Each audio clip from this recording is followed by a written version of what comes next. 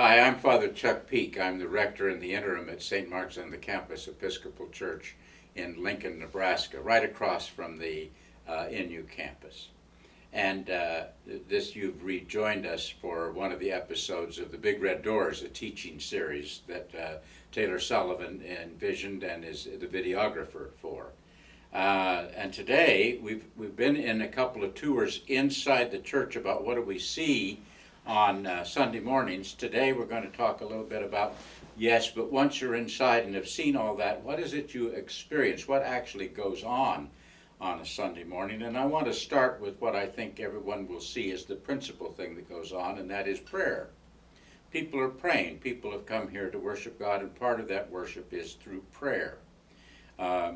Later on in another episode, we'll talk about how we pray or how to pray or how it is that you pray. But for right now, I want to talk a little bit about the treasury of prayer in the Episcopal Church and the Anglican Communion called the Book of Common Prayer.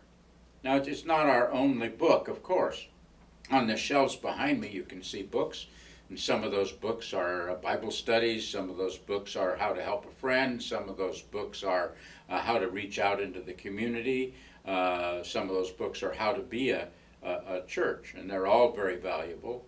We're sitting right across the street from one of the UNL Systems libraries, this one, Love Library, its principal library, and it is full of books of all sorts, philosophy and archaeology. It's full of books of all sorts, science and arts. It's full of all kinds of books. And I only mention that, which you would already know about a good library, because I want to emphasize two things. In this church, we don't burn books, not even when they're not particularly good. We believe in the marketplace of ideas, and we believe that truth will ultimately, in a free marketplace exchange of ideas, win out.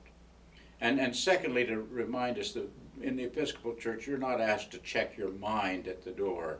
Curiosity and even doubts are accepted and encouraged. And in fact, at the end of our baptismal service in the Book of Common Prayer, we pray that the person baptized will continue to have a curious and open mind.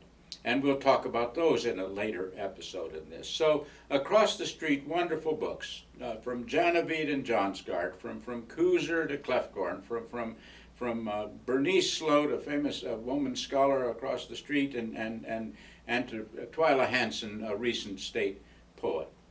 We think those are all great books. But today, as I said, I want to emphasize another great book, the Book of Common Prayer.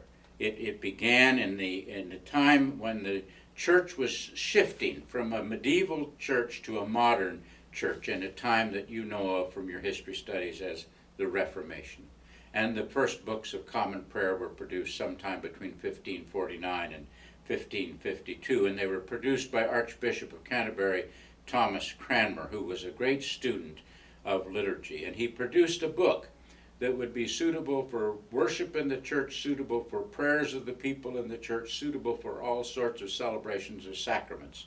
And he produced it by going through all kinds of old liturgical sources to see how the church had always prayed, what were the highlights of the church at worship, what we could do when we were together in a worship service. And his first books were marvelous books, and they've been improved on ever since, with changes every couple of 3 generations, maybe more slowly in the Church of England, that moves a little more slowly, more rapidly in the Episcopal Church in the United States, where change is more customary. But there are a couple of things I want to say about that Book of Common Prayer. Every Book of Common Prayer attempted, didn't always succeed, but wanted to be a bridge between people who were divided by one thing or another. Sometimes divided by class, sometimes divided by religious sentiment, and to show that people who have differing ideas about things, even differing positions in the world, can still manage to pray together, having a unity of spirit and a bond of peace, as the prayer book refers to it, in our worship.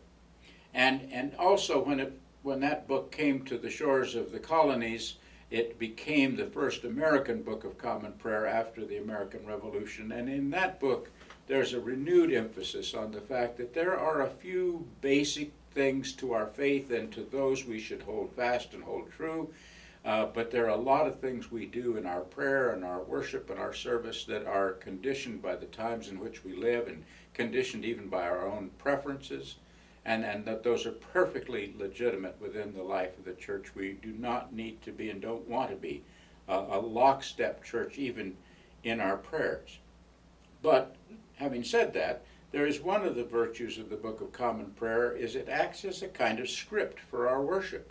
And the virtue of a script in church and worship, just as it is with the hymnal, is the same as its virtue for a script in a play. It allows us to do something together. It's called the Book of Common Prayer. It's not necessarily just how you might like to pray or I might like to pray or what's on our minds. It's how the church is coming together to pray as one, again, in the unity of spirit and the bond of peace. And we do that by having a script for our worship services. Again, there are other ways of praying, and we will talk about those in a later episode. Now, there are two things you should know, though, about the Book of Common Prayer. We believe that the way that people pray, the way the church prays, is much more important than everybody believing the same thing. The phrase that describes that is lex orandi, lex credendi, meaning simply in Latin, look at how we pray to see what we believe. Or by praying constantly, we come to refine what it is we believe.